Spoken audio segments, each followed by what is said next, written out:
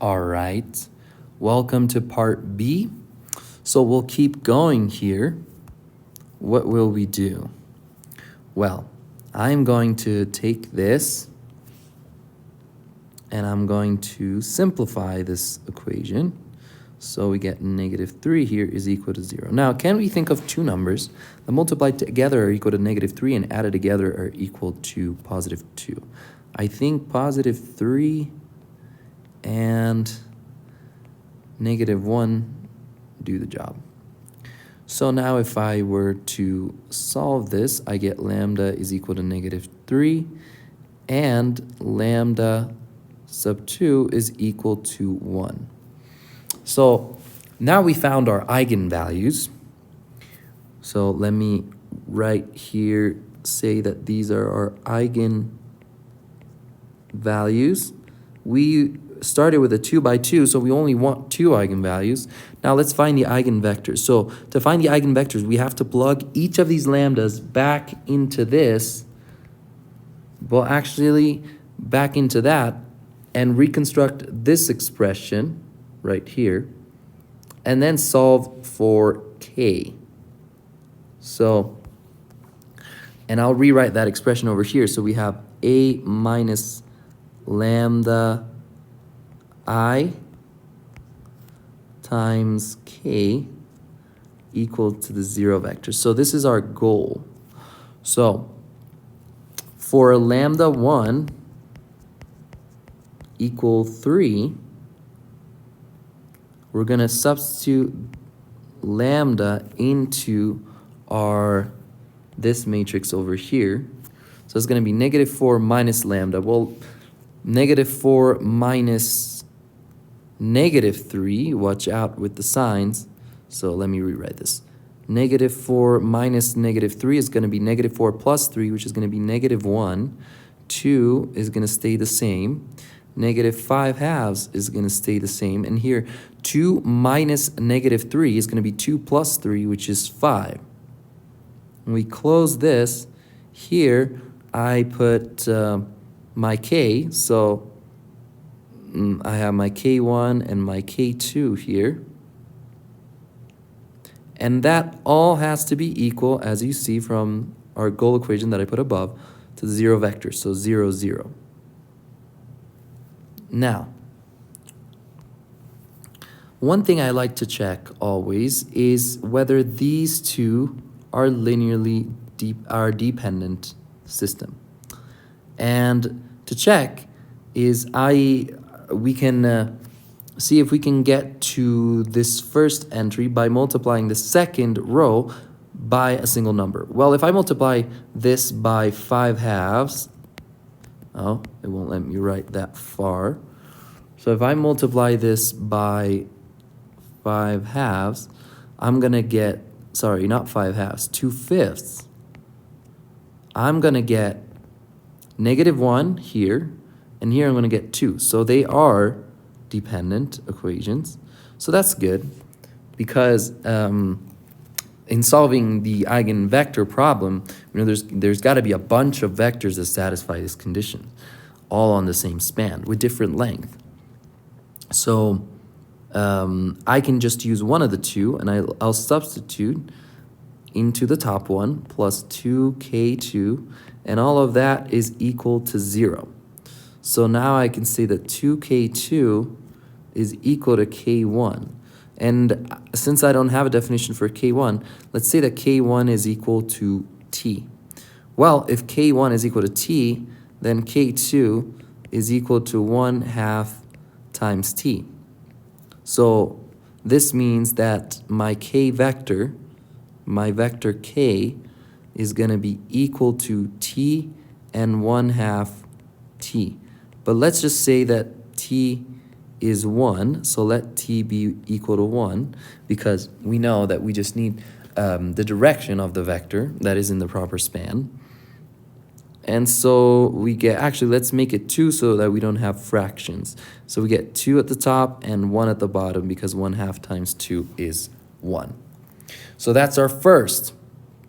This is our first eigenvector. And now we need another one. So let's make a little bit of room here. And let's do the same process for lambda 2 equals 1. So what we're going to do is we're going to subtract 1 now. So -4 minus 1, that's going to be -5. The 2 stays the same. -5/2 minus nothing, minus 0. That's just -5/2. And 2 minus 1, that's going to be 1.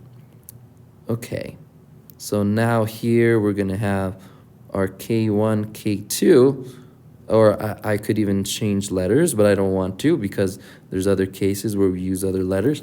But keep in mind that these are not the same K1 and K2 as these. And here we have the 0 vector. Okay, so now what do we do? Well, first of all, I want to check if these two rows are dependent. Well, if I multiply by 2/5, I'm going to not get the right answer, but if I multiply by 2, I'm going to get 5 at the top and 2. So I know that they are dependent, and I feel good about that because that means I'm doing the right thing. So now I have -5K1, I'll use the top row, plus 2K2, and that has to be equal to 0. So now I have a relationship, 2K2 is equal to 5K1. Or K2 is equal to 5/2 times K1. Now let's say K1 is equal to T. And that means that K2 is equal to 5/2 times T. So this is our vector. Our K2 vector with the arrow on top is going to be T over 5/2 T. Now, I let T be something that'll eliminate the fraction. That's kind of nice, not required.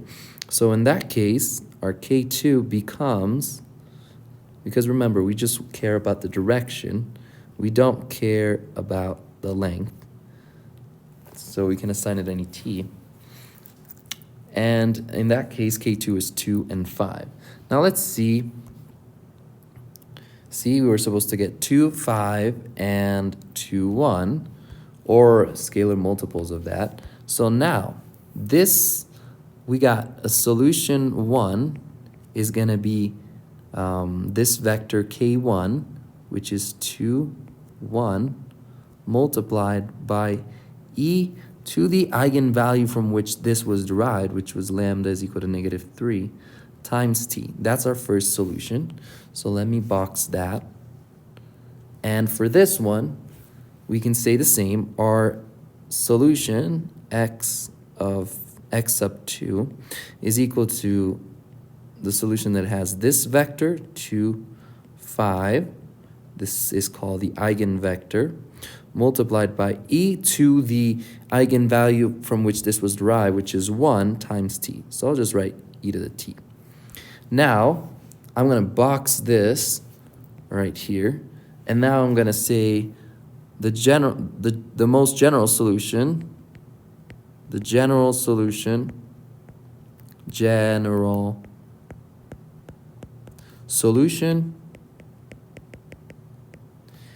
is found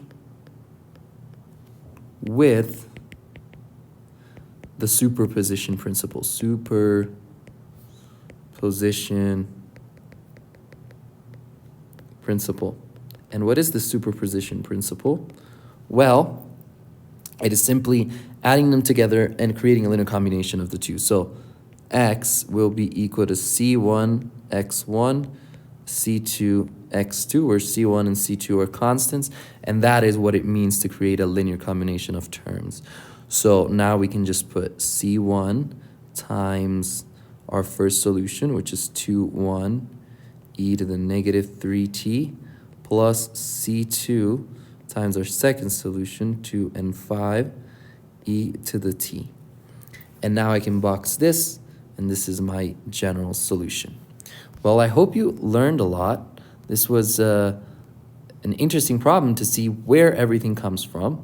See, we go from the From this, we recognize the homogeneous, we guess this form, then we check what that means in general terms. We realize that we have the eigenvalue problem, and then we realize that that can be true either if we have a trivial solution or with the eigenvalue problem. So we apply the eigenvalue problem, we find the two lambdas, they're distinct in this case. This is where your procedure might diverge based on whether they're distinct or complex or repeated. But in this case, they were distinct, so we used this technique. We substituted each one back into the expression, and then we solved for the eigenvectors. And then, since both of these are solutions, we added up the solutions to find the general solution by the superposition principle. I hope this was useful, and I'll see you next time.